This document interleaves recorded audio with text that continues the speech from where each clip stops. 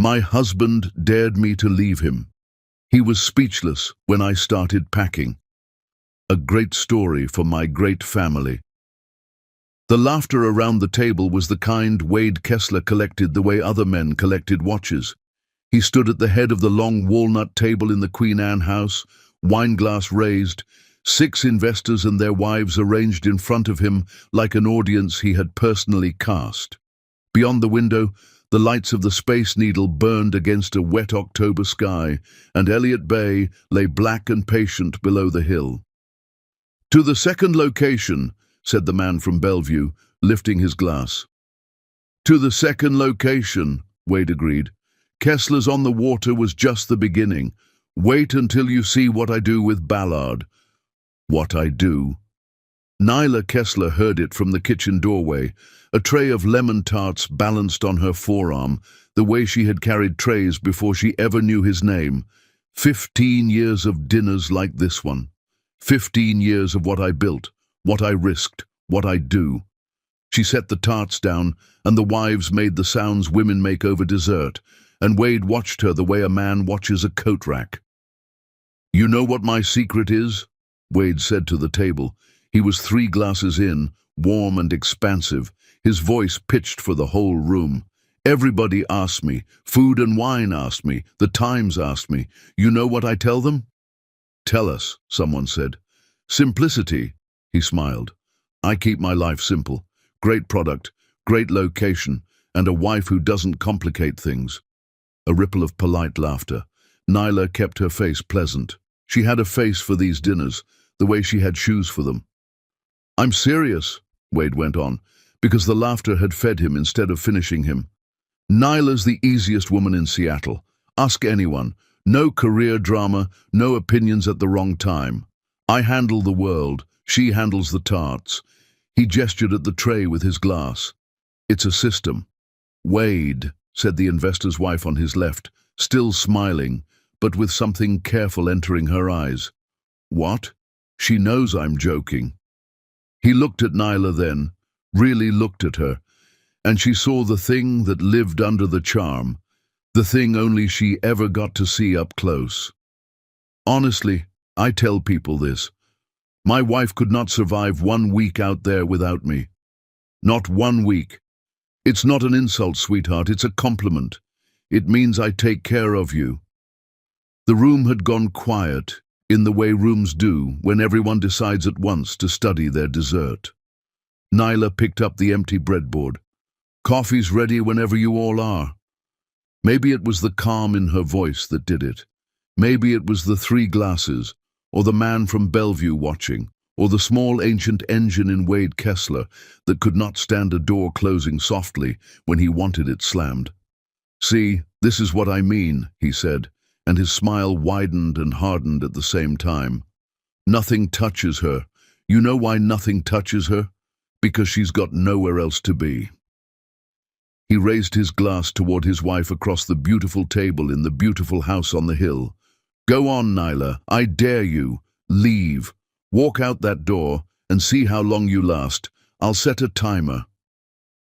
Someone laughed, one short, nervous note, and strangled it. Nyla stood very still with the breadboard in her hands. Later, she would not remember deciding anything. She would remember the grain of the walnut table and the rain starting against the window and the exact temperature of the silence. "Thank you all so much for coming," she said to the guests, warm as August. "The tarts are lemon and the coffee is decaf on the left. Wade will get your coats." Then she turned and walked up the stairs, unhurried, her hand light on the rail. Behind her she heard Wade recover the room.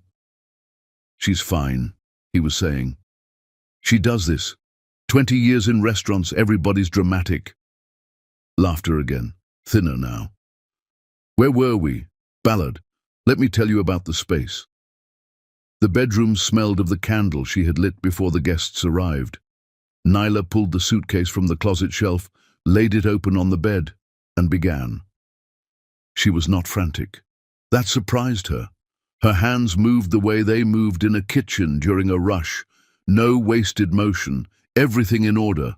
Underthings, the good jeans, the chef's knives in their canvas roll, which had lived in the back of the closet for 9 years like something buried alive. She was reaching for the second case when she heard him on the stairs. Wade filled the doorway with his glass still in his hand. Downstairs the party murmured on without him, and she could tell that leaving it, even for a minute, had cost him something he intended to bill her for. "Okay," he said. "Point made, very dramatic. Come down before it gets weird." "It's already weird, Wade. They know I joke. You dared me." She folded a sweater, corners square. "In front of the Hendersons' money, you set a timer. It's a figure of speech. Then you have nothing to worry about." She laid the knife roll on top of the sweater like a ribbon on a gift. Something shifted in his face. He crossed the room, took the suitcase by its edge, and dumped it out onto the bed. Clothes, the knives, 15 years, all of it spilled across the duvet. "There," he said, breathing harder than the effort required. "Now stop. You're embarrassing yourself." Nyla looked at the mess on the bed. Then she looked at her husband, at the boy under the man. The boy who had learned somewhere that love was a thing you dared people to abandon. She repacked the suitcase, every item, in the same order, in silence, while he stood there discovering that he had no move against a woman who would simply do it twice. "You won't last a week," he said finally, and now the charm was gone, and the voice was the private one. "You have no job, no money of your own, no name in this town except mine. What exactly do you think is out there for you?" Nyla zipped the case. Then she went to the closet, moved his garment bags aside, and lifted down a grey fireproof document box from the high shelf. It was heavy, and she carried it easily, the way she carried stockpots, and she watched him look at it with no recognition at all. 15 years in this house, and he had never once asked what was in it. "Wade," she said, "do you remember 2013? He frowned. "What about it?" "That's what I thought." She set the box on top of the suitcase. "You should have read what you signed in 2013. "What is that supposed to mean?" "It means good luck with Ballard." She took the suitcase in one hand and the box under her arm, and she walked past him so closely that he could have stopped her with a breath. And he didn't, because Wade Kessler had never once in his life believed a door would actually close. Downstairs, the guests pretended magnificently not to see her cross the front hall. Only the investor's wife, the careful-eyed one, met her gaze, and something passed between the two women that had no name and needed none. The rain had settled into a steady Seattle drizzle, soft as ash. Nyla loaded the case and the box into her car, and by the time she backed down the driveway, Wade had come out onto the porch, wine glass still in hand, lit gold by the doorway behind him. He was laughing. She could see it through the wet glass, her husband on the porch laughing, one arm spread toward her car in performance for whoever stood behind him, a man watching his possessions circle the block. He raised his glass to her. He mouthed something. 1 week. Nyla drove down the hill, past the quiet streets shining black under the lamps, the needle sliding across her mirror, and she did not cry, which she noted with distant professional interest, the way you check a temperature. At the red light on Mercer, she picked up her phone and pressed the number she had saved 11 months ago under the name of a flower shop. The night she found the first hotel receipt and told herself it was nothing, and saved the number anyway. A woman's voice, recorded and calm. "You've reached the law office of Greer Nakamura. Our office hours are Monday through Friday, 9 to 5. The light turned green. "Ms. Nakamura, my name is Nyla Kessler." Her voice was as steady as her hands on a rush night. "Sherrod, my name is Nyla Sherrod. I'd like the first appointment you have on Monday. I'll hold whatever it costs." She ended the call and drove south toward Columbia City through the falling rain, and behind her, on the hill, in the warm, loud house, Wade Kessler poured another round for his investors, and set, as promised, a timer. He believed it was for her. Chapter 2. The Guarantor. The law office of Greer Nakamura occupied the 9th floor of a building on 3rd Avenue, where the windows looked down on the courthouse, which Nyla decided was either a coincidence or a message, and lawyers did not deal in coincidence. Greer turned out to be a small woman in her 50s, with reading glasses pushed up into silver-streaked hair and a handshake like a latch closing. Her office held no photographs, no diplomas on display, nothing personal except a bonsai on the windowsill that had clearly been argued with for decades and had lost. "Sit," Greer said. "Tell me everything. Start with money, not feelings. Feelings are for after we win." So Nyla told her. 15 years. The restaurant on the waterfront with the neon salmon in the window and the 2-hour waits in summer. The house on Queen Anne. The dinner party. The dare. She laid it out the way she would walk a new cook through a station, clean and in order, and Greer took notes in small, brutal handwriting and did not once make a sympathetic face, which Nyla found she liked enormously. "He said you wouldn't survive a week," Greer said. "Where does he think you'll be living during this week?" "With my friend Rennell, Columbia City." "And what do you think you're entitled to?" "I don't know. Something. Half the house, maybe." Greer set down her pen. She took the reading glasses out of her hair and put them on, and looked at Nyla over the top of them, like a doctor about to explain what the scan showed. "Mrs. Kessler, Washington is a community property state. Do you know what that means?" "Roughly. It means the law considers a marriage to be a partnership of equals. Everything acquired during the marriage, with narrow exceptions, belongs to the community, not to whoever's name is on the sign, not to whoever gave interviews to Food and Wine, the community." Greer tapped the legal pad. "The house, the restaurant, the brand. The boat I assume he owns because men like this always own a boat. Half of the entire life you built is yours, as a starting position, before I have said a single clever thing on your behalf." Nyla sat with that. Rain ticked against the window. 9 floors down, tiny lawyers hurried up the courthouse steps holding coffee. "He'll say he built it," she said. "He says it in his sleep, self-made." "They all say self-made. Then I take their deposition and we discover the wife did the books, the payroll, the vendor accounts, the permits, and worked unpaid for a decade because paying her would have meant admitting she worked there." Greer tilted her head. "Which of those did you do?" "All of them." "Of course you did." Greer made a note. "Now, you mentioned on the phone twice a box. You said the word box the way my clients usually say the word affair. What is in the box, Mrs. Kessler?" "Sherrod," Nyla said. "I'm going back to Sherrod." "What is in the box, Miss Sherrod?" Nyla lifted it from the floor and set it on the desk between them. The grey, fireproof box, dented at one corner, older than the marriage it had outlasted. She worked the combination and opened the lid, and took out a manila folder gone soft with age, and slid it across. "In 2013, she said, Kessler's almost didn't exist. Wade had the lease on the waterfront space lined up. He had the investors circling, he had the menu, he had the name. What he didn't have was credit. His first restaurant before we met went under in Portland and took his credit with it. Judgments, a tax lien.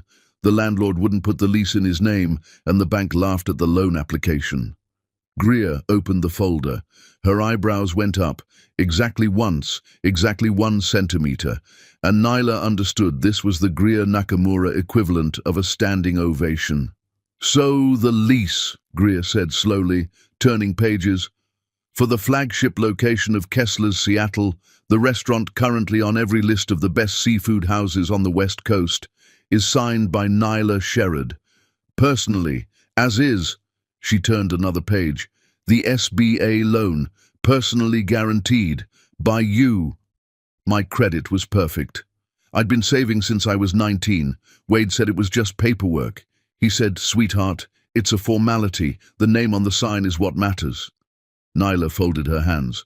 I read every page before I signed it. He never read any of it. He was already giving the interview in his head. Greer sat back. For a long moment she looked at the folder, and then at the woman across the desk, and something in her face rearranged itself from professional interest into something warmer and considerably more dangerous. Ms. Sherrod, let me tell you what your husband did Friday night. He stood in a room full of investors for a project that will require new leases, new loans, and new guarantees, and he dared the human being whose signature holds up his entire empire to walk out the door. She closed the folder gently, like closing a casket. In 30 years of family law, I have seen men hand their wives the knife. I have rarely seen one sharpen it first. He doesn't know, Nyla said. That's the thing you have to understand about Wade. It's not that he forgot. He never knew, because knowing would have required him to think about me for 4 consecutive minutes. When does he find out? That's why I'm here. I want to do this right. No screaming, no scenes. I want it clean, and I want it legal, and I want it finished. Then we file this week and serve him properly. Greer pulled a fresh legal pad toward her. Until the court enters restraining orders on the finances, I need you to be careful. Men like this, when they feel the ground move, their first instinct is the money. They freeze accounts. They think starving you is the same as winning you back. He wouldn't, Nyla said, and heard how it sounded, and corrected herself. He would. He already had. She found out at 4 that afternoon in the checkout line of the QFC on Rainier Avenue, a basket of groceries meant to say thank you to Rennell riding the belt, when the card came back declined. Then the second card, the checker, a kid with kind eyes, said it happened all the time. Machines, you know. And Nyla stood very straight and paid with the emergency 100 she had carried folded behind her license since she was 22 years old, and a line cook who had once been stranded in Portland by a man who was sorry later. In the parking lot, her phone rang, Wade's name on the screen. She let it go to voicemail and then listened, standing in the drizzle beside her groceries. Hey, it's me. The public voice, rich and easy, the voice for regulars. So listen, the bank flagged some unusual activity, total mess. I had them lock things down while it gets sorted. If you need anything, gas, whatever, just come by the house and I'll take care of you. Also, Marcus at the Henderson Group loved the tarts, so. A laugh she knew was accompanied by a hand through his hair. Okay, this is silly, Nye. Come home. The timer's at 4 days, by the way. I'm joking. Come home. She stood there and let the rain needle her face, and she felt the fear he intended her to feel arrive right on schedule. And underneath it, far stronger, she felt something she had no polite name for. He had rehearsed that voicemail. She could hear the rehearsal in it. He had frozen the accounts and then practiced sounding casual about it. Good, she thought, surprising herself. Do it all. Do everything you're going to do. Let's see all of it. Wednesday, across the city, Wade Kessler gave his father lunch at the good window table at Kessler's, the one with the view across Elliott Bay to the ferries, and told him the marriage news the way a man announces a minor staffing change. Emmett Kessler was 81 and had spent 40 years pulling salmon out of Alaskan water, and he sat in the beautiful restaurant his son had named after both of them and ate his halibut slowly and said almost nothing, which Wade took, as he took most silence, for agreement. She'll be back by Sunday, Wade said. You know how it goes. They need to make the point. Mom used to make the point. The old man's fork stopped for a moment over the plate. She took a box with her, Wade said, signaling for coffee. Very mysterious. Probably photo albums. Anyway, when she's back, we're doing Thanksgiving here at the restaurant. Private. So don't let Aunt Carol plan anything. Emmett looked at his son for a long moment. The wind-cut creases around his eyes deepening in a way that could have been the light off the water. He had watched this exact weather before, from inside it. He said only, "Sunday," in a voice like a door not quite latching, and Wade heard approval, because Wade heard what he needed. Friday night, Kessler's ran a full book. Rain on the windows, the neon salmon buzzing pink over the bar, every table turned twice by 8 o'clock, and Wade in his element, working the room in the navy jacket, touching shoulders, sending out oysters, being Kessler's. The man came in at 8:40 without a reservation, in a raincoat, and stood at the host stand until Wade himself swept over, hand already extended, smile already lit. "Welcome in. Just yourself tonight?"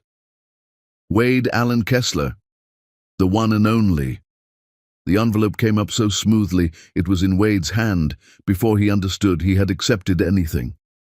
"You've been served," the man said, not unkindly, and was back out into the rain before the smile had finished dying. The room saw it. Rooms always see it. 40 tables of the best people in Seattle watched Wade Kessler stand at his own host stand, under his own neon, holding the paper with both hands, reading his wife's maiden name in the caption of the case, and the coffee cups and the low laughter went on around him. But near the bar, a tray tilted in a server's grip, and every glass on it went down like the first thing falling. Chapter 3. The Smear. The story reached Nyla before the end of the following week, the way stories do in a city that pretends to be too polite to gossip. Rennell heard it first, at the nail salon on Rainier Avenue of all places, from a woman who knew a woman who had been at the Queen Anne dinner. She came home to the little craftsman in Columbia City, set her keys in the bowl by the door, and stood in the kitchen doorway with her coat still on. "He's telling people you're sick," she said. Neela was at the stove, reducing something, because in 8 days of living in Rennell's spare room, she had cooked more than she had cooked in the last 3 years of her marriage. She didn't turn around. Sick how? The careful kind of sick. Nothing you could sue over. He's saying you've been struggling for a while, that he's been carrying it privately, that the dinner party was an episode. Rennell's voice was flat, with the effort of controlling it. Cheryl said he used the word medication, as in, he hopes you're back on it. The spoon kept moving in the pan, slow circles. "He held the door for it," Nyla said finally. "That's the part people won't see. He built the story first, then he dared me in front of witnesses, so that whatever I did next would fit it. If I screamed, unstable. If I left, unstable. If I stayed and smiled, look how patient he is with her." "Nyla, he's telling everyone you're crazy and you're critiquing his craftsmanship. I spent 15 years watching him work a room." She tapped the spoon clean. "I know the recipe." The uninvitation came Thursday, and it was almost elegant. The fall harvest dinner at the community kitchen in South Park was a charity night Nyla had helped build from nothing 6 years ago, back when it was folding tables and donated salmon. She had planned the menu every year since. She had trained the volunteers. Her lemon tarts closed the evening the way a hymn closes a service. The email was from the committee chair, a woman named Doreen, who had cried actual tears into Nyla's shoulder at last year's event. It thanked her warmly for her years of service. It said that given everything going on, the committee felt it best to give her the space to focus on herself. It said they were thinking of her. It used the word wellness twice. Wade's fingerprints weren't on it. Wade's fingerprints were never on anything. Wade's donations, however, underwrote a third of the dinner's budget, and everyone on that committee knew it. Nyla read the email twice, standing in the kitchen, and Rennell watched her read it and saw the exact moment something behind her friend's eyes went from hurt to arithmetic. "Say the thing you're thinking," Rennell said. "He can't take the money yet. The court froze all of that. Greer has him boxed in, so he's spending the only currency he has left." Nyla set the phone face down on the counter. "Me, my name.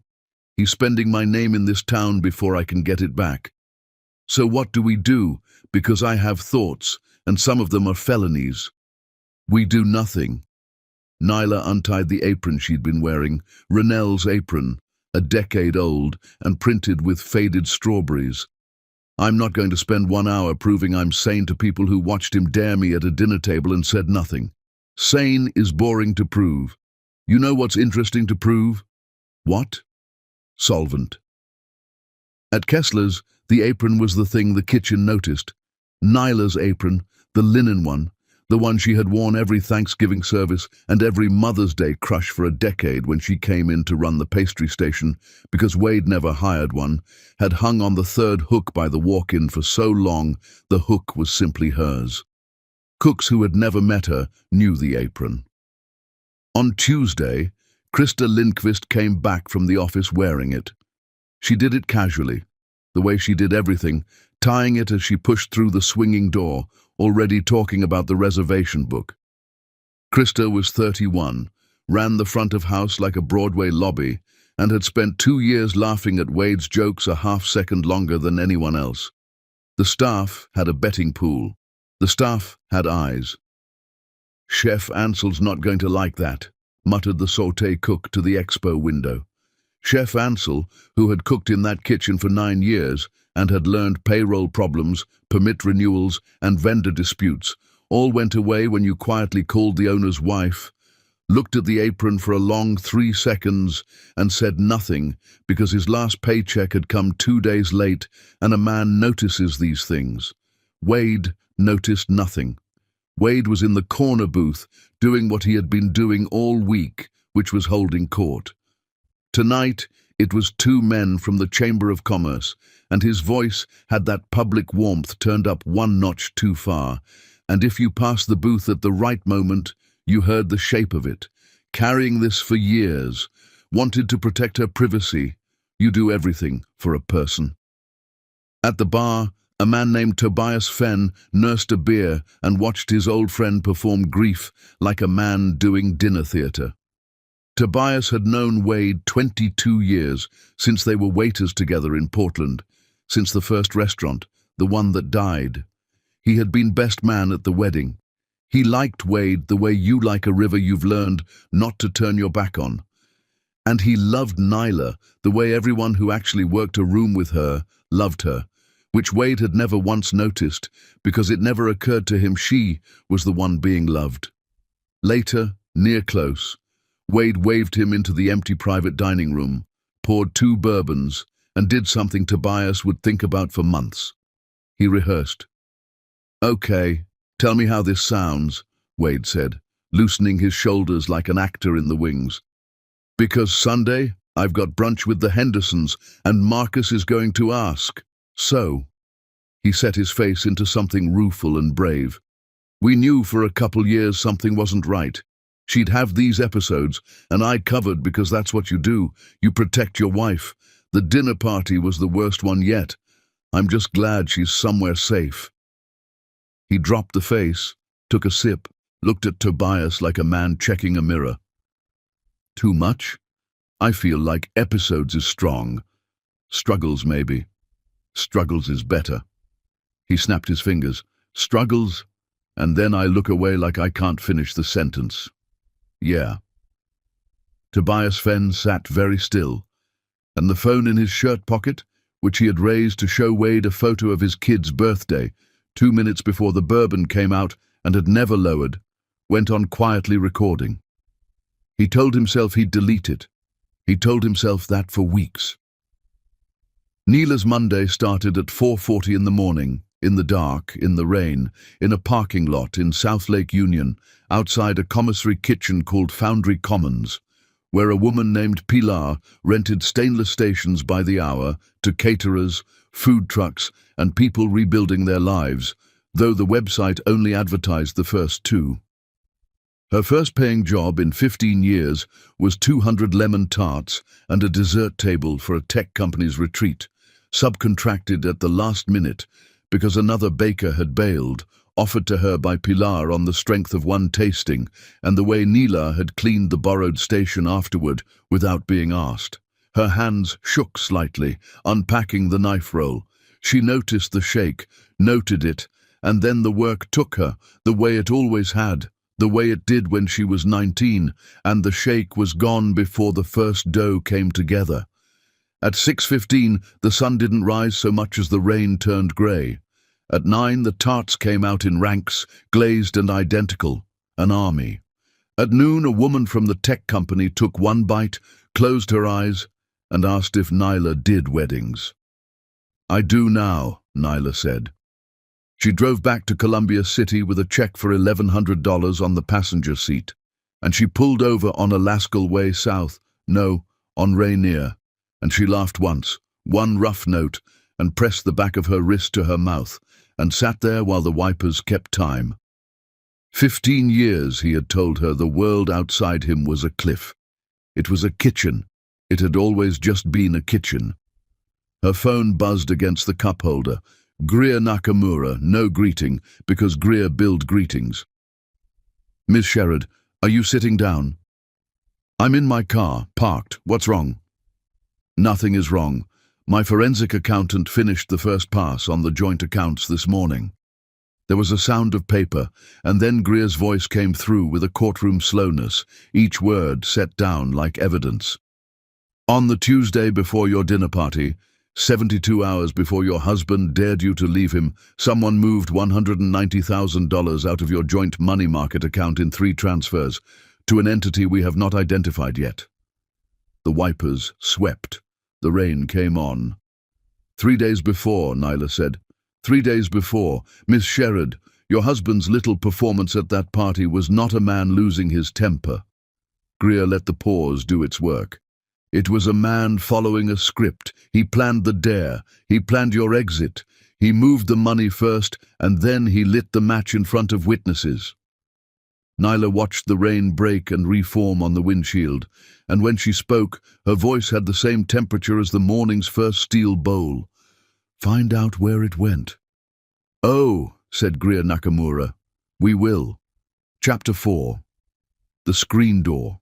The Hollinsworth anniversary dinner was 40 guests under string lights in a Madison Valley backyard, and it was the kind of job caterers fight over, and Neela got it because the family's regular caterer had quoted them a number with contempt in it. Pilar passed her the referral with a shrug that fooled neither of them. "They want elegant but not cold, family style. The grandmother is the client, the daughter thinks she's the client. Can you handle 2 queens in one kitchen?" "I was married to a king," Nyla said. 2 queens is a vacation." She built the menu in 3 days. Columbia River steelhead with brown butter and hazelnuts, roasted squash with sage from the grandmother's own garden because Nyla asked to see the garden, and the asking was worth more than the sage. Chicories with apples and sherry. Her tarts to finish, lemon and a chocolate one, because the daughter had mentioned twice that lemon wasn't really her thing. The night ran clean. She hired 2 servers on Pilar's recommendation and a dish kid named Marcus O. from the commissary board, and she ran the little rented kitchen the way she had run holiday services for a decade, low-voiced, unhurried, 3 moves ahead. When the steelhead went out, the backyard got quiet in the way food makes people quiet when it's right. At the end of the night, the grandmother, Mrs. Hollinsworth, came into the kitchen herself, which grandmothers of that generation do not do, and took both of Nyla's hands in her small, strong ones. "My husband proposed to me in 1961 over a lemon tart," she said. "I have not had one worth the memory since. You'll do our Christmas Eve." It wasn't a question, and Nyla didn't treat it like one. She drove home just before midnight with the check in the glove box, and her feet aching in the old familiar way, the good way, the ache of a night that went right. And she was still inside that feeling when she turned onto Rennell's block and saw the truck. Wade's truck, the big grey one he used twice a year and washed weekly, parked at a careless angle with 2 wheels brushing the curb. And Wade on the porch, under the yellow light, swaying slightly, his finger already moving toward the doorbell again. Renelle had the door open before Nyla was out of the car, standing in the frame in her robe, with her phone in her hand and her thumb over the numbers. And the screen door was shut and latched between her and Wade, thin as a promise, and somehow holding. "There she is," Wade said, turning, and Nyla could smell it from the walk, bourbon burned down to its rude bottom. "There's my wife. You see this, Renelle? Midnight. Where's my wife been till midnight?" "Working," Nyla said. She came up the steps slowly and stopped beside Renelle, inside the screen, so it was two women behind the mesh and one man swaying in the porch light. "Go home, Wade. You shouldn't have driven here." "Working," he laughed, and it came out wrong, jagged at the edge. "Doing what? Selling cookies? Okay. You know what? Fine. You made your point. Everybody's very impressed. The lawyer, the maiden name, very dramatic. 10 out of 10. He spread his arms, magnanimous, an emperor pardoning a province. "Point made. Get in the truck. We'll get breakfast in the morning and fix all this paperwork nonsense before it gets expensive." "I'm not getting in the truck." "Nye." His voice dropped into the register he believed was tender. "Come on. This isn't you. This is her." A hand flicked at Renelle. "And that lawyer winding you up. You think I don't know you? 15 years. I know you better than you know yourself. You are not built for out here. You're soft. It's what I love about you." He put his hand flat on the screen, gently, like touching glass at an aquarium. "You're nothing without my name, baby. That's not cruel. That's just true. Come home before you find it out the hard way." The porch light buzzed. Somewhere down the block, a dog considered the situation and declined it. "You're right about one thing," Nyla said. Her voice was level, almost kind, and afterward Renelle would say that was the moment she started being a little afraid of her best friend, in the best way. "I've been living under your name a long time, but you should ask yourself something, Wade, on the drive home. Ask yourself why the bank wanted mine." His hand came off the screen. "What does that mean? That's the second time you've... What does that mean?" "It means I'm about to prove I was the name. Good night, Wade." She reached past Renelle and closed the wooden door, softly, no slam. And the softness was the insult, and through the door they heard it land. A shout with no words in it, and then the crack of his fist meeting the porch railing, once, and a hiss of pain, and then a long silence, and finally the truck door and the engine, too loud, dwindling down the block. In the morning there was blood dried on the railing, 3 dark drops on Renelle's white paint, and Renelle came out with coffee and looked at it and said, "I'm leaving that there. That's evidence, and also I find it decorative." Nyla's phone rang at 7:20. Unknown number, Ballard Exchange. She almost let it go, and then didn't. "Hello?" Silence first. Breathing, and behind the breathing a gull, and water sounds, a dock somewhere. "This is Emmett," the voice said finally. Gravel dragged over gravel. 15 years of holidays, and the man had said maybe 200 words to her total. Wade's father. "I know who you are, Emmett." Another silence, long enough that she checked the screen to see if he'd gone. "Don't come back," Emmett Kessler said. "Whatever he offers you, whatever he says he'll change, don't you come back." The line clicked dead before she could answer, and Nyla stood in Renelle's kitchen holding the phone, understanding that she had just received the only wedding gift the old man had ever really owed her, 30 years late and right on time. Greer called at 4. "The Bellevue entity," she said. "No hello. Cascade Verge LLC, registered 8 weeks ago, $190,000, 3 transfers, all landed there. My accountant pulled the formation documents this afternoon." "Whose name is on it?" "That's the interesting part, Ms. Sherrod. It isn't his." Paper turned. "The registered agent address is a residential condo in Bellevue. The unit is leased to a Krista Lindqvist. I believe she seats people at your husband's restaurant." The kitchen was very quiet. Outside, Renelle's wind chime made a small bright sound in the grey air. "He put it in her name," Nyla said slowly. "He hid our money under her name." "He did," which tells us two things. One, he's a fool, because that money is now legally exposed in ways he clearly doesn't understand. Greer's voice sharpened into something with an edge and a purpose. "And two, Ms. Sherrod, it tells us he trusted her, which is a thing men only do when the affair is over the line they'll admit to.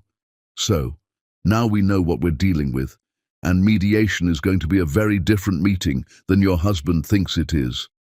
Chapter 5. The payment. The call came on a Tuesday from a number Nyla still knew by heart, because for 11 years it had been her job to know it.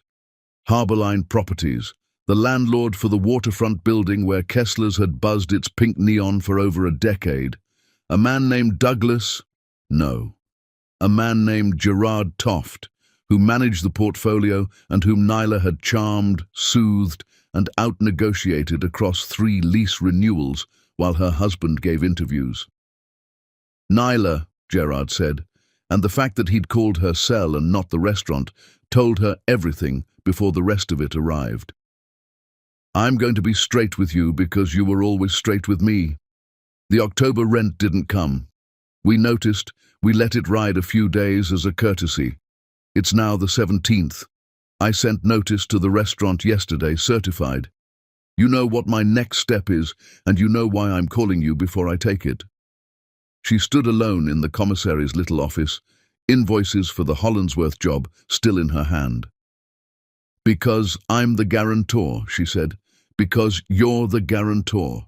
Nyla, whatever is going on between you two, and the whole city seems to have opinions, my company doesn't care.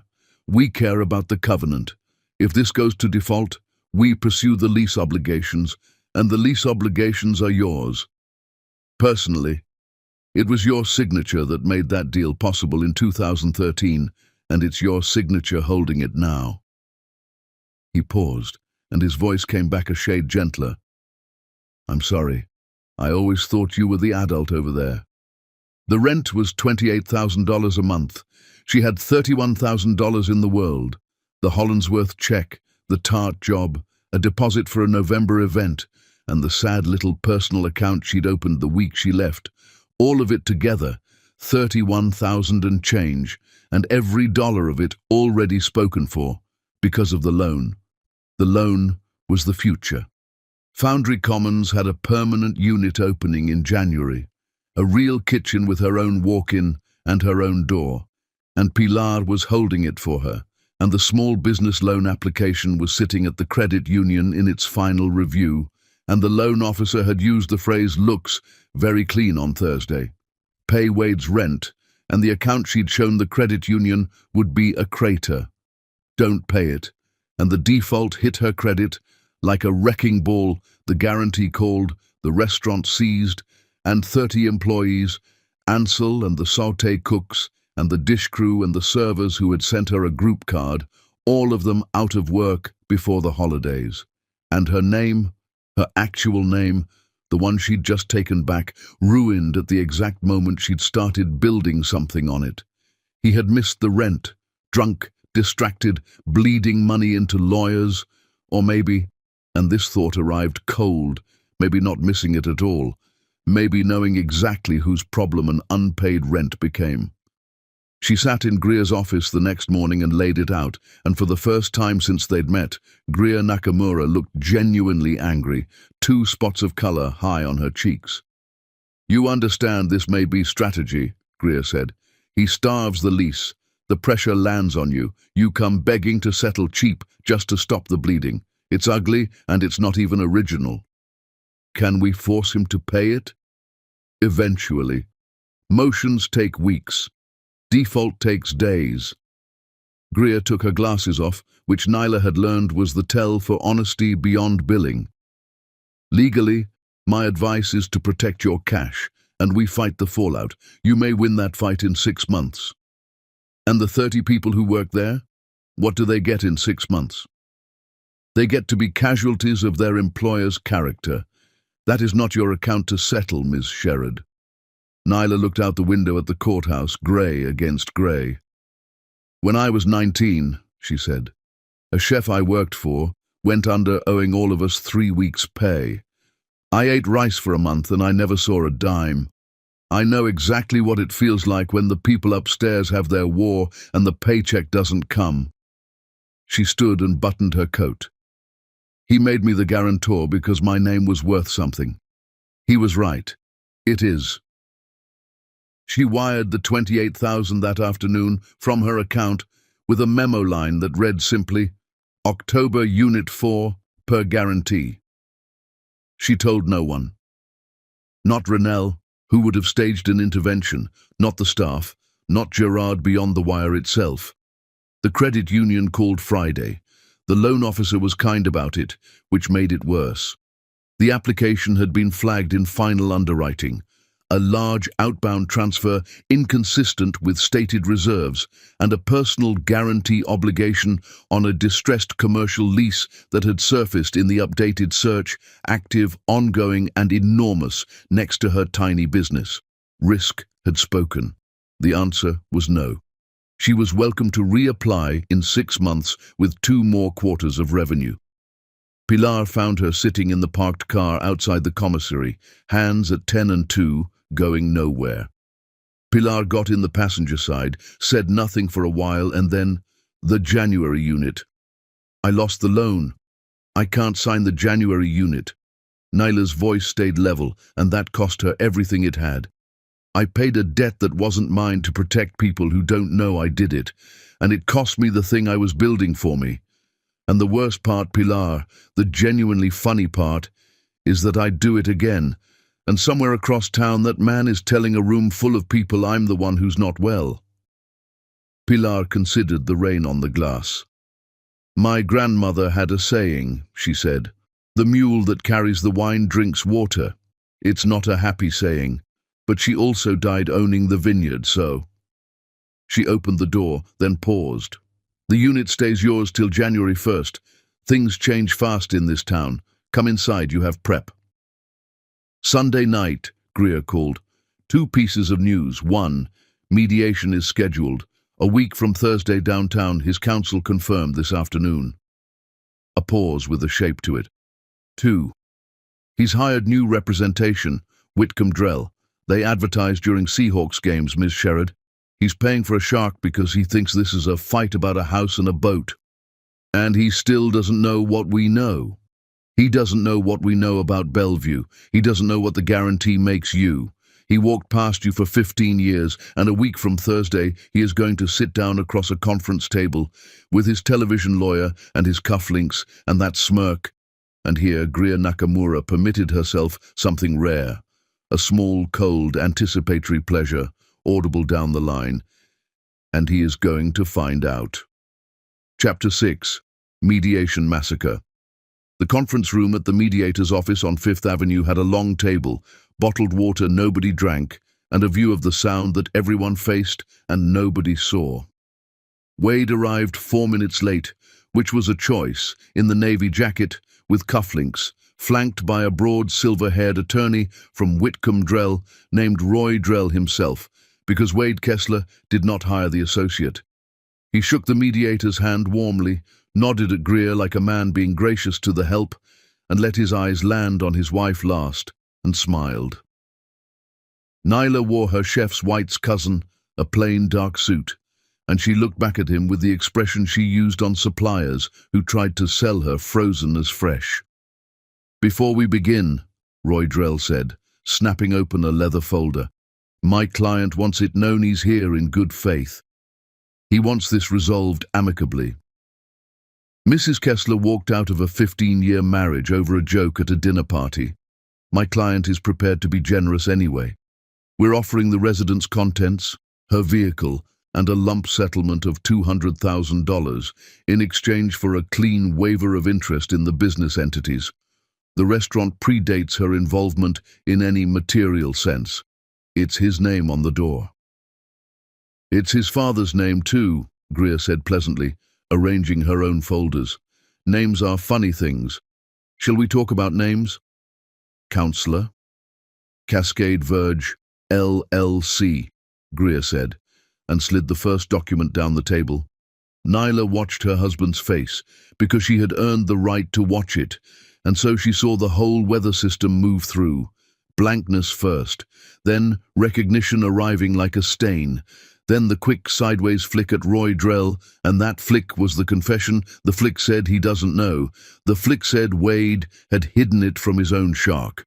8 weeks before my client was served, Greer continued, in the tone of a woman reading a recipe, $190,000 of community funds left the party's joint money market account in 3 structured transfers and landed in a Washington LLC formed days earlier. The registered address is a Bellevue condominium, leased to a Ms. Krista Lindqvist, an employee of the marital business. We have the formation documents, the transfer records, and the timeline. The transfers were completed 72 hours before Mr. Kessler, at a dinner party, in front of 6 witnesses we have listed and 2 we're still confirming, dared my client to leave the marriage. The mediator, a mild retired judge named Alonzo Witt, stopped writing. For the room's benefit, Greer said, Washington courts take concealment of community assets during dissolution very seriously. The court has broad discretion, and in documented concealment cases it can and does award the injured spouse up to the entire concealed amount, not half. And adverse findings tend to follow a litigant into every other contested issue. Credibility, Mr. Drell. Names are funny. Credibility is serious. I'd like a recess, Roy Drell said. We haven't started, said the mediator. A recess, Drell said again, and this time it wasn't a request, and he was already rising, one hand closing on his client's shoulder like a tow hook. Through the frosted glass wall, for 11 minutes, the shapes moved. Drell's shape leaned. Wade's shape gestured, expansive, explaining, and then less expansive, and then not gesturing at all. A man being told the score by his own hired gun. When they came back in, Roy Drell had the face of a professional, recalculating his fee against his reputation, and Wade had no public face on at all. It had slipped somewhere in the hallway, and what sat down at the table was just a man, pale around the mouth. Withdraw the earlier proposal, Drell said flatly. We'll respond to a demand. You'll have one by Friday, Greer said. It will not resemble the number you brought. Wade spoke for the first time, and his voice cracked in the middle, and he hated it. Everyone could see him hate it. Can we talk, just us, for 1 minute? Everything you say, Nyla said, you can say here. He looked at her down the length of the table, and whatever he had planned to say in some imagined hallway, some warm hand-on-arm performance, it died with witnesses watching, because it was never built to survive witnesses. That money was business planning, he said finally, for Ballard. Then you won't mind, Greer said, explaining to a judge why business planning for Ballard lives at your hostess's home address. Nobody minded the silence.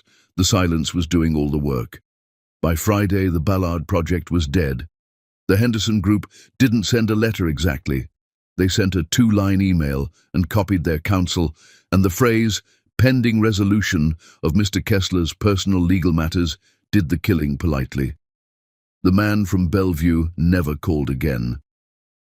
Money is a bird, Emmett had said once, decades ago on a boat, to a son who wasn't listening. It sits with you while it's calm.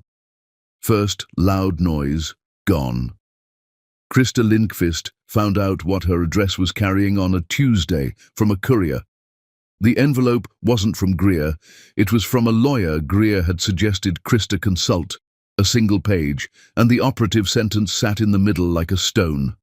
As the registered agent and address of record for an entity now central to a marital concealment claim, you may face personal exposure, and you are advised to obtain independent counsel immediately. Because here is what Nyla had said to Greer, the day the accountant confirmed all of it, when Greer laid out the option of naming Krista, dragging her in, burying her. No, Nyla had said. She's a 31-year-old who fell for the Navy jacket. I was 26 when I fell for it. Warn her. Let her save herself if she's smart. If she's not, that's hers. Krista was smart. She came to Kessler's on Thursday at the peak of service, through the front door, off shift in street clothes, and she did not go to the office. She walked into the middle of the dining room where Wade was pouring wine for a four-top and telling the story about the octopus, and she set a folder on the table next to the bottle. Her voice wasn't loud. The room made itself quiet to accommodate it. My lawyer has copies of everything, so don't. The texts where you told me the LLC was just paperwork, the ones from September, planning what you'd say at your dinner party, all of it went to your wife's attorney an hour ago. She looked at him for a moment with something that wasn't quite hate, was sadder than hate. You told me she was crazy. You showed everyone the crazy wife and I helped you, and the whole time the only person in your life doing anything crazy was me, believing you. She took the apron out of her bag, the linen one, the one from the third hook, folded and set it on the table. That belongs to somebody, Krista said, and walked out through a dining room of Seattle's best people, 40 tables of them, every fork in the air. Wade stood there holding the wine.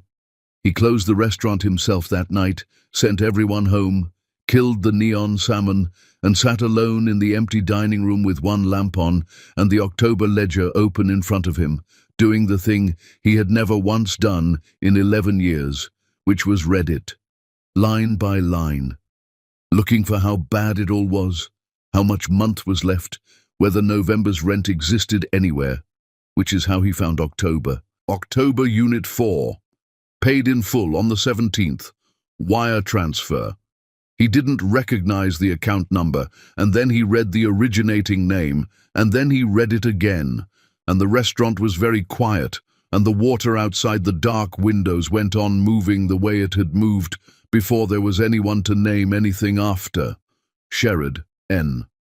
He sat there for a long time. The man who had dared her to leave, who had frozen her cards in a grocery store, who had spent her name at dinner parties like loose change, sat in the restaurant her signature had built and her money had just saved, and for the first time in his adult life, Wade Kessler could not find a single version of the story where he was the hero of it. The lamp buzzed, the ledger stayed open. Outside, it began softly and without any particular mercy to rain. Chapter 7. The Wedding and the Fire. The call that changed Nyla's business came from a wedding planner named Odalis Ferreira, who had eaten one lemon tart at the Hollandsworth anniversary and spent 2 weeks tracking down who made it. "Here's my situation," Odalis said, talking fast, a woman with a headset surgically installed. 210 guests, Sodo, the second Saturday of December, full dinner service plus dessert. My caterer just took a hotel contract and dropped me like I was a gym membership. Every decent kitchen in this city is booked for December. I heard about the steelhead. I heard about the tarts. Tell me you're free." Nyla looked at her calendar, which was free, and at her bank account, which was a crater with $1,100 in it, and at the commissary station she rented by the hour. 210 covers is a different animal, she said. I'd need to bring on 6 staff, rent a hot holding setup, secure product for a number I can't float on my own. I lost my financing last month.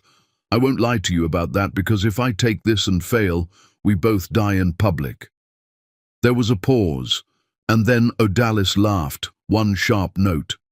"You're the first caterer in 15 years who's told me the truth in the first phone call. Okay, here's what I can do.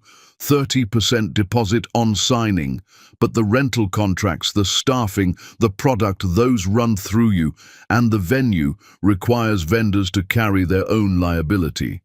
You'd be signing personally for all of it." Greer, consulted that evening, was blunt. "If this event fails, the deposit doesn't cover half your exposure. You'd be signing guarantees again, Ms. Sherrod. You do see the pattern forming." "The difference," Nyla said, "is this time the name on the sign is mine too." She signed everything.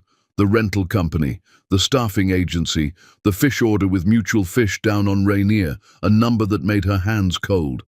Pilar caught her staring at the paperwork and said only, "The vineyard, remember," and went back to her inventory. Wade's December began with a newspaper. The Seattle Times food section ran it on a Wednesday, the quiet collapse of Kessler's. It was worse than an attack, it was fair. 2 star chefs departed. Health code violation in October. The Dead Ballard expansion. Vendors requiring prepayment. A former employee quoted anonymously, "The place ran on somebody's care for years. When she stopped coming around, you could feel the building notice."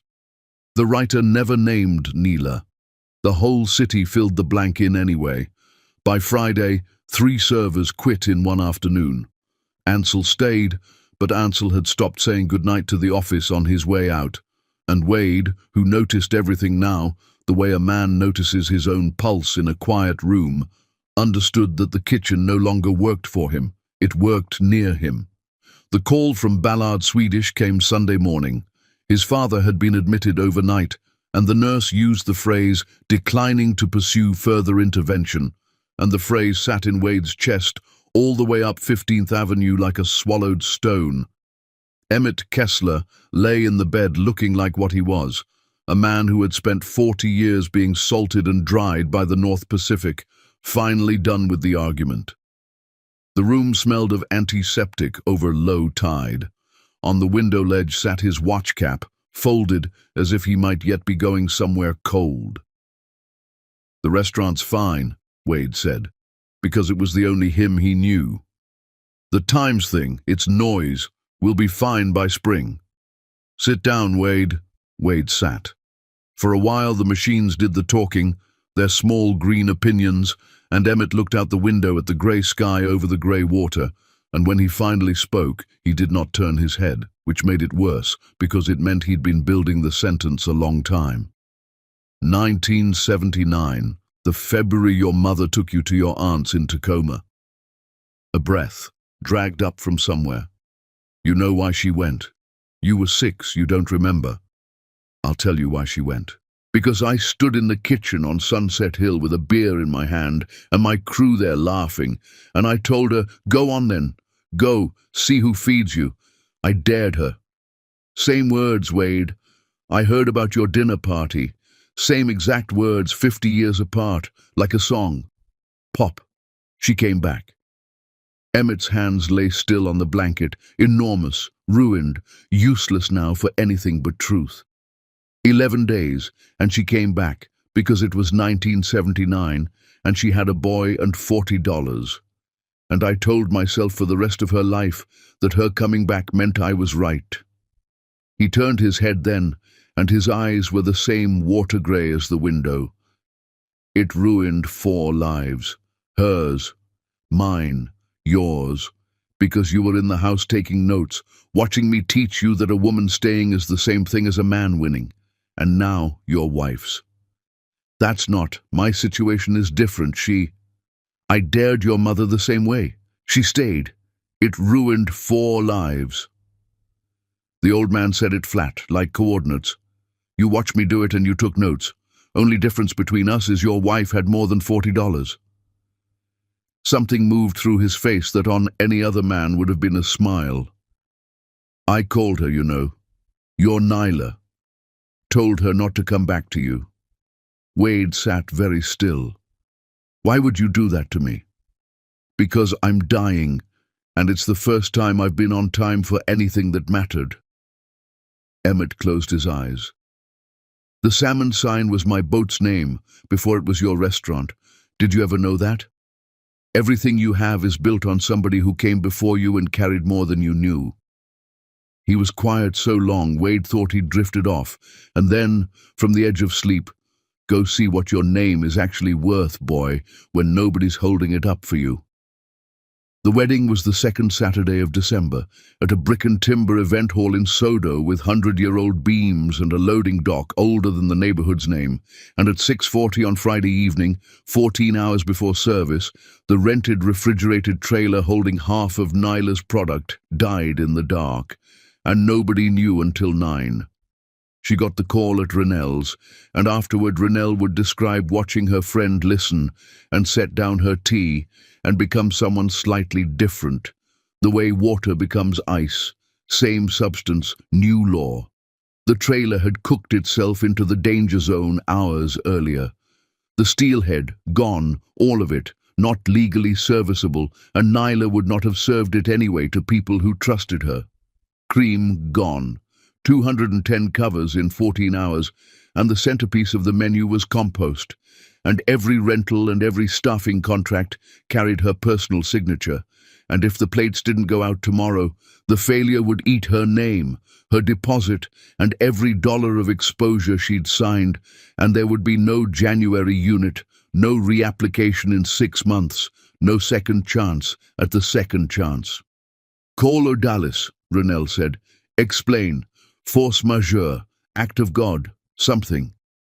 The bride doesn't care whose God acted. Neela was already pulling her coat on, already dialing. "Pilar, it's me. I need the big station from 4 a.m. and I need to know if your cousin still drives for the fish house." "Yes, all of it. I know what time it is, that's why I'm calling now." What the city's food people saw before dawn on Saturday would be told and retold in the commissary for years, becoming legend the way true things do. Nyla sherrowed at Mutual Fish when the doors opened, buying what the boats had actually landed.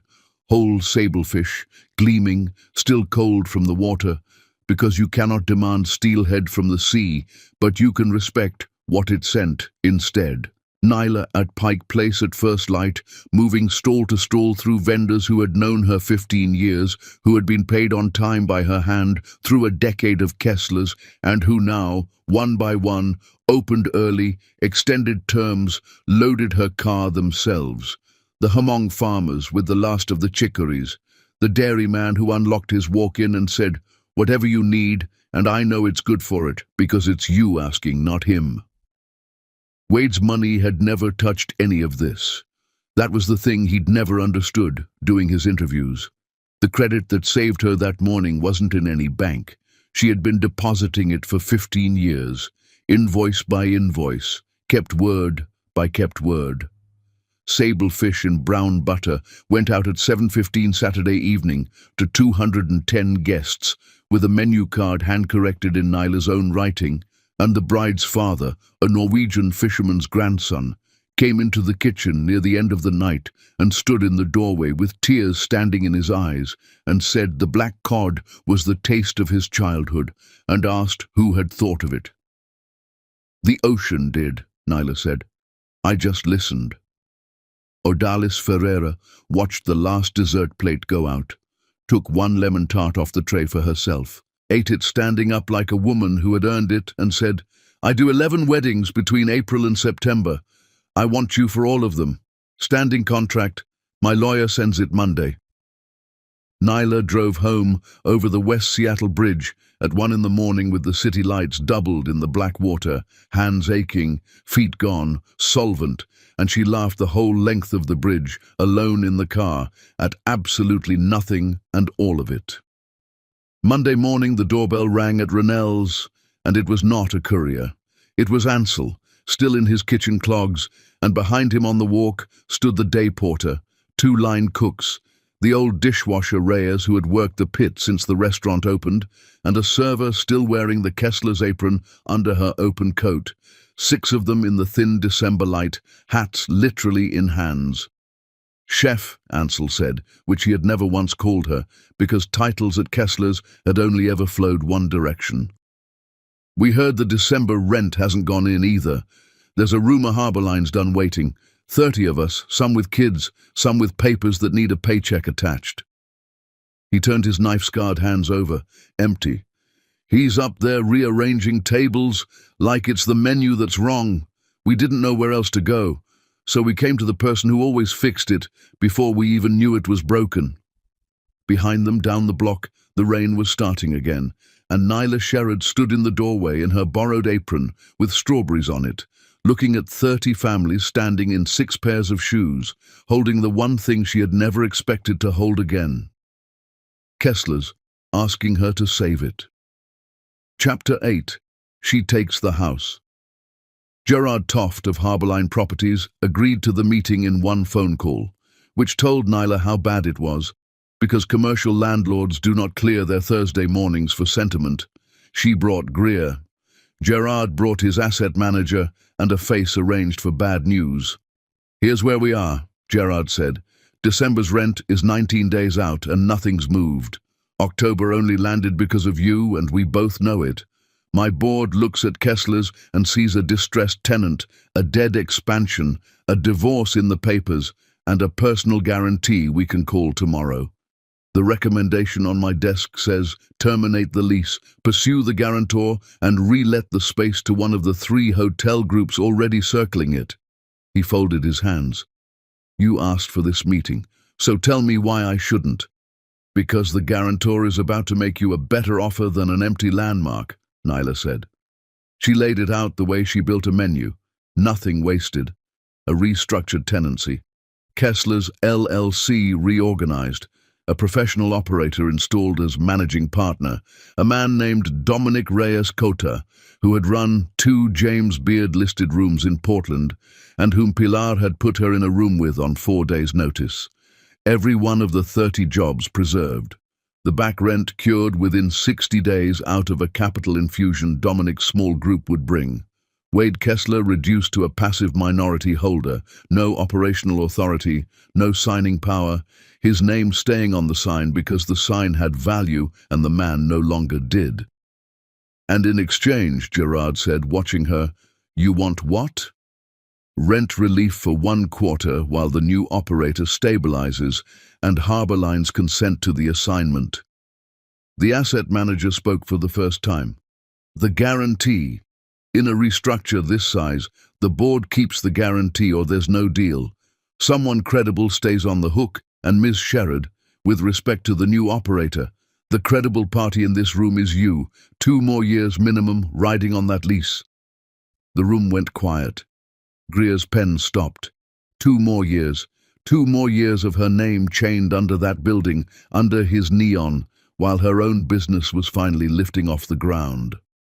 2 more years where a bad winter, a kitchen fire, one more Wade-shaped disaster could reach back and pull down everything she was building in Sodo and every wedding on Odalis Ferreira's calendar. "I'd like a moment with my client," Greer said. In the hallway, Greer took her glasses off. "Don't. I want that on the record between us. You have no legal duty here. You could walk out of this building, let the lease die, absorb the guarantee fight, and my honest read is we'd hold your losses to something survivable. You'd be free of that man's building by summer. Sign this, and you are voluntarily tying your recovery to the scene of the crime for 2 more years." "And the 30 people are not," Greer said gently for her, "your children." "No," Nyla said. "They're my references. Every vendor who opened early for me at 5 in the morning did it because of 15 years of my word being good in that building. That's the credit I actually run on. You don't get to spend a name like mine and also keep it clean, Greer. It costs. It's supposed to cost." She looked back at the conference room door. "Besides, there's a version of this where being chained to that building isn't the weakness. Think about who has to live with it the other way around."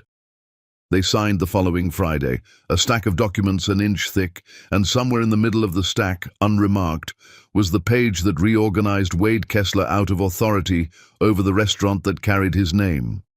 Renelle called her insane at the kitchen table, loudly and at length, and then cried into her wine, and then said, "You saved Reyes Christmas, you know he has that grandbaby," and then called her insane again, quieter, the way you say it to people you'd follow anywhere. Wade learned everything from a letter, not even a meeting. A letter from Roy Drell's office, forwarding the executed restructure with a cover memo in the bloodless dialect of surrender, advising that in light of his equity dilution and the concealment findings expected at trial, contesting the reorganization would be, and Drell chose this word with a hangman's precision, inadvisable. He read it in the office above the dining room, and the sounds of his own restaurant came up through the floor, the Friday Rush building, Dominic Reyes Cota's voice calling the board in a rhythm that wasn't his, and Wade Kessler sat holding the paper and performed the arithmetic of his new life. Minority holder. No signature. No authority. The lease that made the walls stand, in her name. The capital that cured the arrears, brought in by a stranger she chose. Even the ledger, even the neon salmon that had been his father's boat, all of it standing, none of it his to touch. She had not raised her voice. She had not gone to the press. She had not even been in the room. That was the part that finally broke through 15 years of insulation, sitting there with the rush thrumming under his feet like a pulse in a body he no longer controlled. He had dared her to see how long she'd last out there without him. She had lasted 81 days, and now she owned the ground under his name. The divorce finalization was set for a Tuesday in January at the King County Courthouse. The marriage dissolved on paper in a room the size of a nice pantry, and it was 2 days before that Tuesday when Greer called with something new in her voice, something Nyla had never heard there. Uncertainty. I've had a request from opposing counsel, but the request isn't from counsel, if you follow me. It's from him, personally. A pause. He's asking for 5 minutes. Before the signing in the conference room, counsel present the whole time, everything on his side conceded in advance, nothing to negotiate. He put it in writing. He says, and paper rustled, and Greer read it flat, refusing it any music. There is one thing she doesn't know, and she should know it before she signs, because after Tuesday, I lose the right to be the one who tells her. Rain against Ronell's kitchen window, the strawberry apron on its hook. It's a play, Ronell said from the table. It's the last card in the deck, Nee. Don't. Nyla stood at the window a long time, looking out at the porch railing, at the 3 dark drops still there under the paint, where Ronell had sealed them like a fossil record. No, she said slowly. I've watched him bluff for 15 years. Bluffs allowed. She turned. This is quiet. Greer, tell them yes. 5 minutes. Tuesday. Chapter 9. The 5 minutes. The conference room on the 9th floor of the courthouse annex was government grey, and the radiator ticked, and the January light came through the blinds in flat stripes that lay across the table like rungs. Wade was already seated when they came in, and Nyla's first thought, unwelcome and involuntary, was that he looked like his father. Not the Emmett of the hospital bed. The Emmett of the funeral 3 weeks past, the photograph on the easel, a man sanded down to the true grain. Wade had lost weight in the wrong way. The navy jacket was gone. He wore a grey sweater, and his hands were folded on the table like a man waiting to testify. Roy Drell sat beside him, looking at his own briefcase.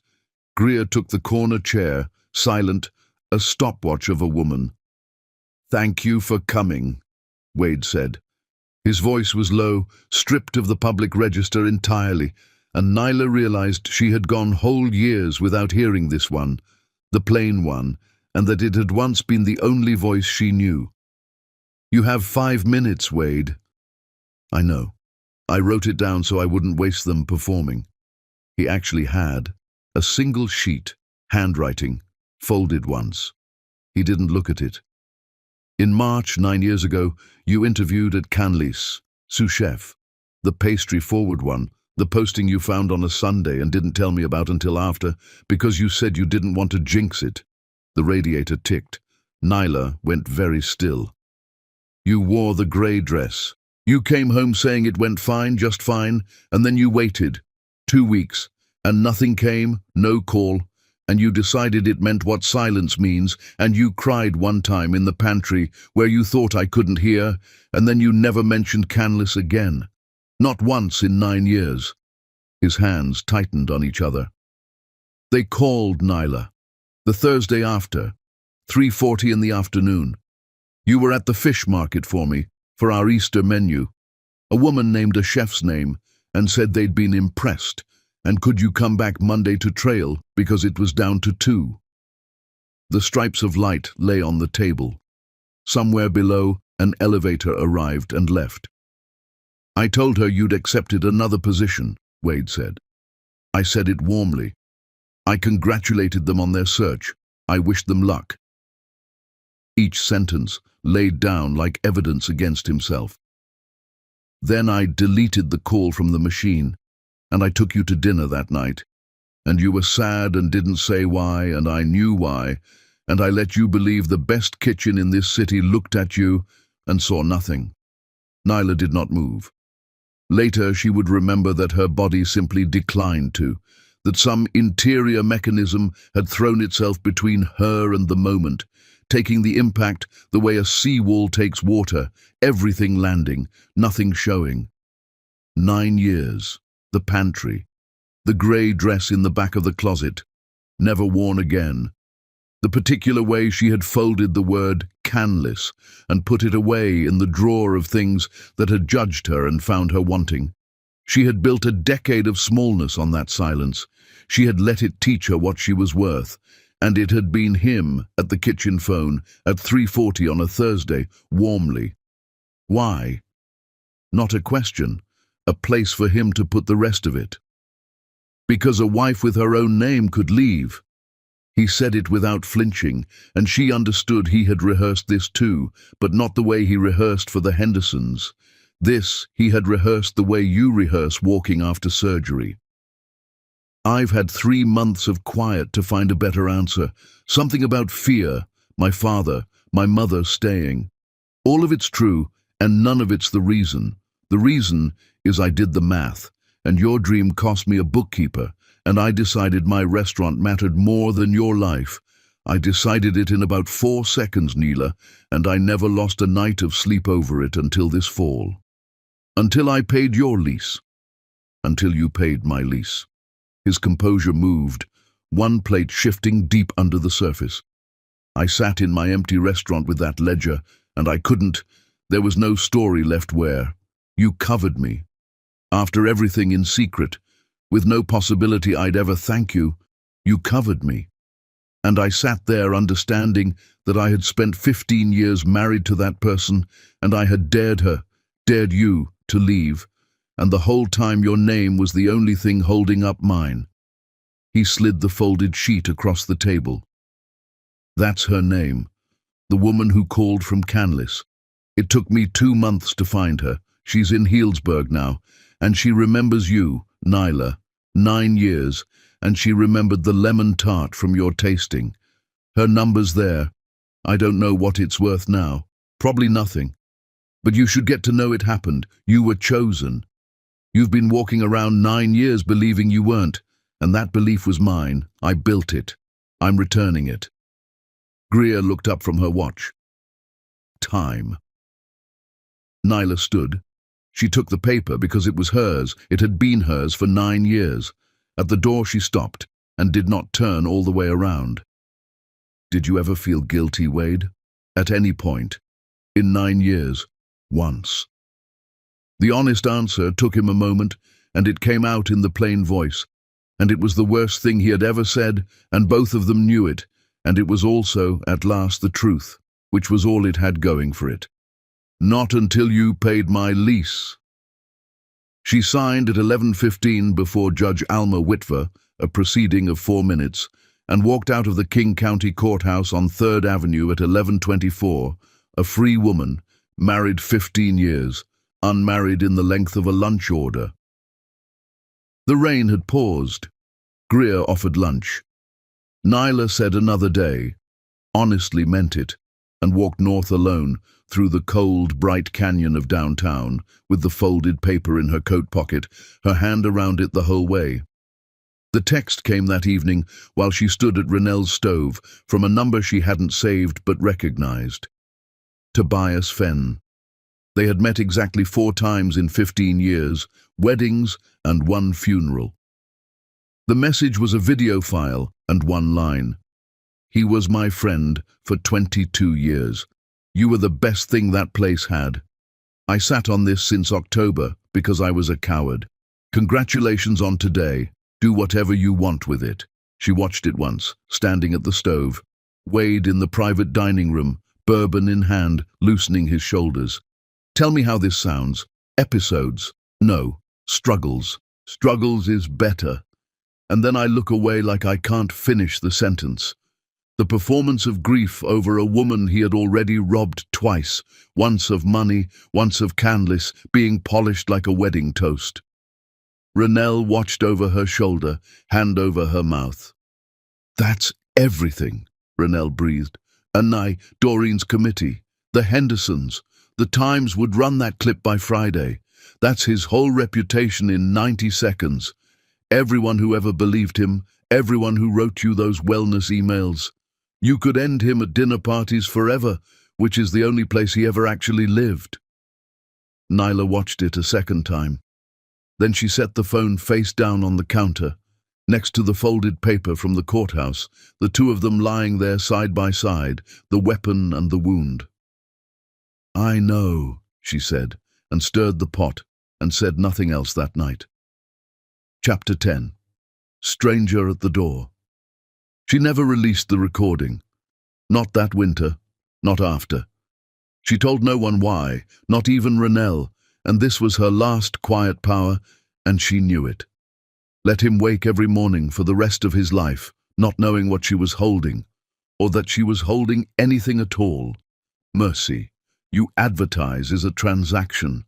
Mercy in the dark is a verdict, and only the judge ever knows the case was heard.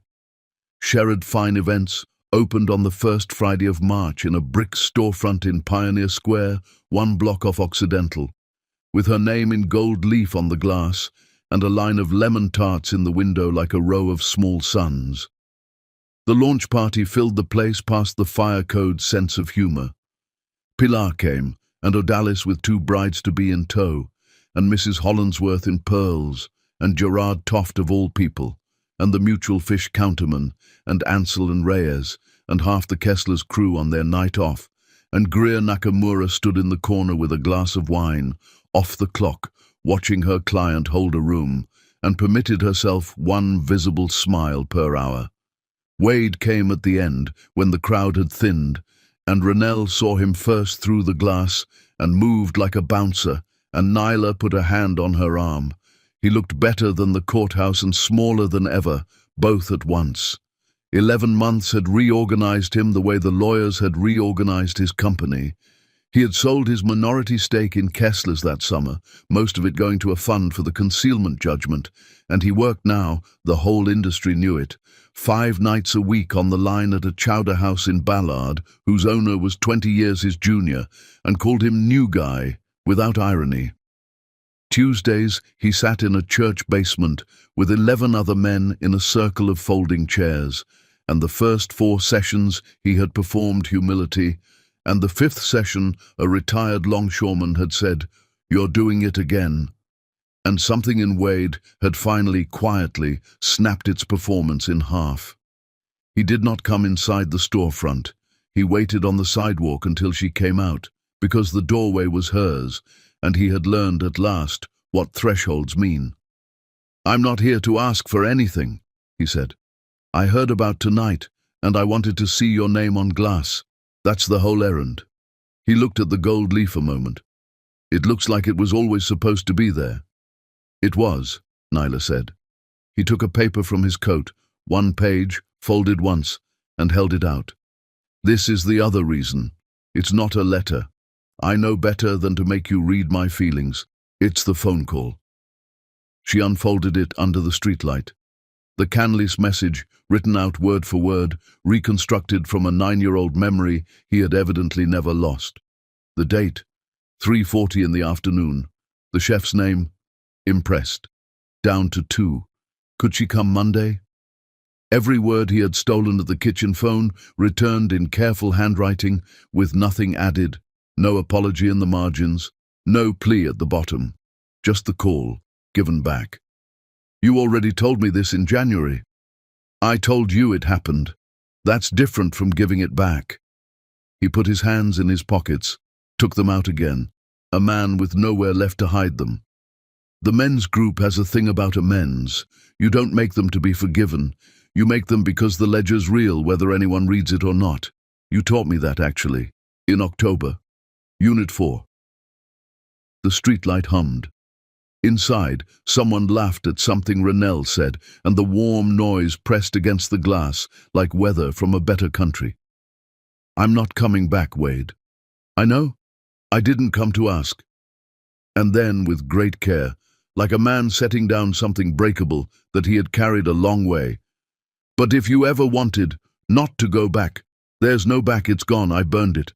If you ever wanted to find out who the person is that 11 months of consequences made, he's a line cook in Ballard with no house on the hill and nothing to dare anybody with. I think you'd be within your rights to be curious. That's all. Curious." Neela looked at him for a long moment, the man she had loved at 26, the man who had robbed her at the kitchen phone, the man who had dumped her suitcase on the bed, the stranger in the grey coat who had learned to stand outside a door. "One dinner," she said, and watched 11 months of not hoping fail in his face all at once. "Not at the restaurant, not anywhere with your name or mine on it. You cook. I judge. You get exactly what my vendors get, Wade. Terms, everything earned, nothing floated, no credit extended on old accounts.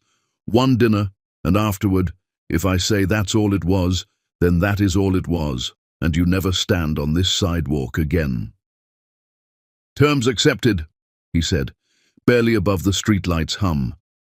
He cooked for her on a Sunday in April, in Tobias Fenn's borrowed kitchen because he no longer had one worth the name, and he made no lemon tart, which she noted, because copying her would have been the old man's move.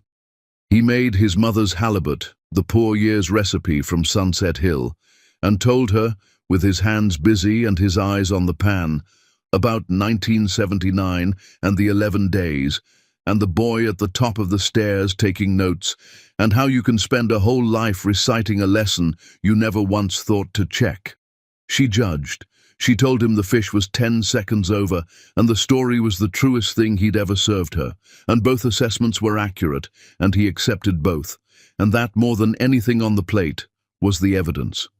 They walked at Alki Beach at dusk, because she chose it, neutral ground, the whole city glittering across the water where anyone could see, nothing hidden anymore, nothing performed. The tide was going out, unhurried, certain, and their shoes printed the wet sand, a careful 2 feet apart. "So," Wade said, at the end of the walk, at her car, terms in his voice. "Was that all it was?" Nyla looked across the dark water at the lights of the city that had watched her be dared, and had watched her last, and now watched her stand entirely on her own name, from the gold leaf in Pioneer Square to the lease under the salmon sign, choosing, owing nothing, granted everything by no one but herself. "Same time next month," she said. "The fish was over. You'll want another attempt." She drove home along the water with the windows cracked to the cold salt air, and if she smiled, it was hers, in her car, on her way to her own Monday, and behind her on the shore the tide kept leaving and returning, the way it does, having never once in its long life been dared to do either. The end.